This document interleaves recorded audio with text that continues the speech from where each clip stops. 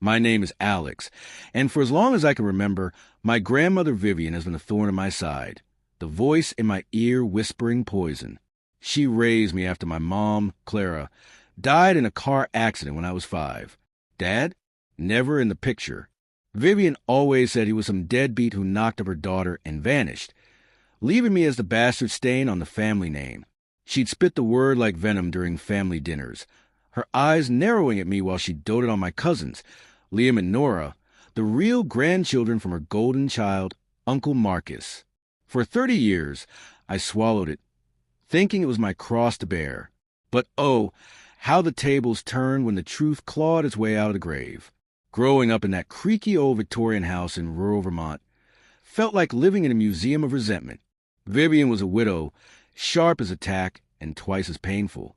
She'd inherited the family fortune from her late husband, Grandpa Harold, who built a small logging empire back in the 50s. Money wasn't tight, but affection was rationed like wartime bread, and I got the crumbs. Bastard, she'd mutter when I spilled milk as a kid. Bastard, when I brought home a B on a report card.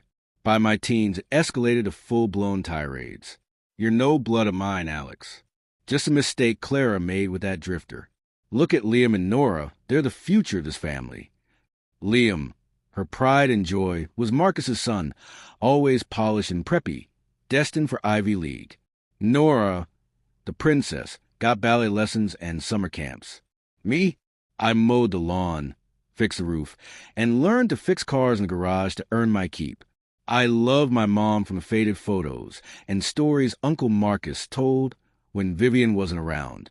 Clara had been rebellious, sneaking out to concerts, dreaming of art school. Vivian blamed her wild ways for my existence, claiming Dad was a one-night stand from a music festival. Marcus, the obedient son, married young, had Liam and Nora, and became Vivian's right hand in managing the family trusts. They visited every holiday, and I'd watch in the shadows as Vivian showered them with gifts, new bikes, college funds, even shares in the old logging company that had pivoted to real estate. These are for my real grandchildren, she'd say, handing over envelopes thick with promise. I got hand-me-downs and lectures. By my 20s, I escaped to college on scholarships and part-time jobs, studying engineering. Vivian called it running from your shame. I visited sparingly, but the barbs never stopped. At family reunions, she'd introduce me as Clara's little accident, chuckling like it was a joke. Liam smirked. Nora pitted me with fake smiles. Marcus? He was complicit, always steering conversations away, but never defending me. I built a life in Boston, a decent job at a tech firm, a girlfriend named Riley who urged me to cut ties. But guilt kept me tethered. Vivian was family. After all, the only link to my mom. The first crack in the facade came on my 30th birthday. Vivian, now in her 80s and frail from arthritis, demanded I visit. I drove up that winding road, snow crunching under tires, dreading the inevitable. She was in her armchair by the fire, a blanket over her knees, looking smaller but no less vicious. 30 years of putting up with you, bastard, she greeted me. No cake, no card, just an envelope. This is your inheritance preview. Don't get excited, it's scraps. Inside was a will draft, the bulk to Marcus and his kids, a pittance for me for services rendered.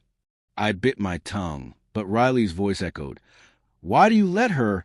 That night, nursing a beer in the guest room, I scrolled through ancestry sites on a whim. Riley had gifted me a DNA kit months earlier, joking it might uncover royal blood to shut Vivian up. I'd spat in the tube, mailed it, and forgotten. Results had pinged my email weeks ago, but work buried it. Now, alone in that house of echoes, I opened the app. Matches flooded in, distant cousins, ethnic breakdowns. But one hit stopped my heart, a 50% match labeled parent/child. Not Vivian or Marcus. A man named Victor Hale. Profile photo showing a grizzled face with my eyes, my jawline. Bio, retired mechanic, Vermont native, looking for lost family. My hands shook as I messaged him. This might sound crazy, but I think you're my father. His reply came fast. Alex? From Clara? God, I've been searching for years. We talked that night via video. Victor wasn't a drifter. He'd been Clara's high school sweetheart. They planned to marry, but Vivian hated him, called him trash from the wrong side of town. When Clara got pregnant, Vivian forced her to break it off, claiming Victor cheated. He never knew about me. Vivian told him Clara aborted and left town. Heartbroken, he moved away, started over. But regrets lingered, leading to the DNA test. Proof piled up, old letters Victor kept, photos of him and Clara. My blood boiled. Vivian had lied, stolen my father from me, turned me into the family pariah. But why? Victor had a theory. Your grandpa Harold's will. He left everything to Vivian, but with clauses about blood heirs. She always favored Marcus, but maybe she twisted things to cut you out. I dug deeper. Posing as concerned grandson, I sweet-talked Vivian's lawyer into sharing old documents. Nothing illegal, just family history chats over coffee. Harold's original will emphasize direct descendants, with safeguards against fraud. Vivian had amended it multiple times, funneling assets to Marcus's line. But a buried clause. Any illegitimate claims could void distributions. The puzzle snapped together when I confronted Marcus privately. We met at a diner midway between Boston and Vermont. He looked nervous, fidgeting with his coffee. Alex, it's complicated. I laid out the DNA results, Victor's story. His face paled. Mom, she made us swear secrecy. Turns out, Marcus wasn't Vivian's biological son. Harold had an affair during the war. Marcus was a result, adopted quietly to save face. Vivian raised him as her own, but harbored resentment. When Clara got pregnant with me, Vivian's only true biological grandchild, she saw a threat. By labeling me the bastard, she elevated Marcus's kids as a pure line, securing the inheritance for them. But Clara's death changed everything. Vivian, guilt-ridden perhaps, kept me around as a reminder, but abused me to justify her lies. Liam and Nora? Not a drop of Vivian's blood. I was the only real grandchild, the direct heir.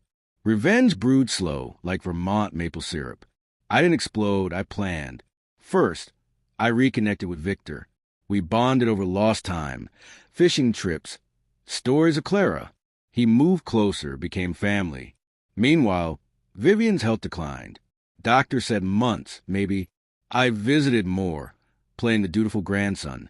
But with Victor's help, I gathered evidence. DNA tests for all old letters, even a private investigator's report on Harold's affair. The climax hit at Vivian's bedside in hospice. The family gathered, Marcus, Liam, Nora, me. She was lucid, barking orders about the will. Make sure the bastard gets nothing extra, she wheezed. I smiled, pulling out a folder. Grandma, let's talk truth. I read aloud. DNA results proving Victor as my father, Marcus's adoption papers, Harold's will clauses. I'm your only real grandchild, Vivian. Liam and Nora? They're from the bastard, line you hid. Her eyes widened, color draining. Marcus stammered denials, but the papers didn't lie. Liam exploded. This is bullshit. We're the family. Nora cried. Vivian clutched her chest, whispering, No, I did it for the name. I leaned in. You call me bastard for 30 years. Turns out, I'm the only one who isn't. She gasped, monitors beeping wildly. Nurses rushed in. We were ushered out. She died that night, heart attack. The will reading was chaos. With the fraud exposed, Harold's original clauses kicked in, assets to direct blood heirs only. Marcus's adoption voided his claim under the old wording. Antiquated, but ironclad. Lawyers confirmed. I inherited the house, the trusts, the real estate portfolio worth millions. Marcus contested, but DNA sealed it. Liam and Nora got zilch. Their college funds clawed back as misallocated. I sold the Victorian, banked the cash, and started fresh with Victor and Riley. Marcus slunk away, broke and bitter. Last I heard, Liam's flipping burgers, Nora's in therapy. Me? I visit Clara's grave, whispering thanks. Revenge isn't sweet, it's justice, cold and satisfying. If Vivian's watching from hell, I hope she knows. The bastard won.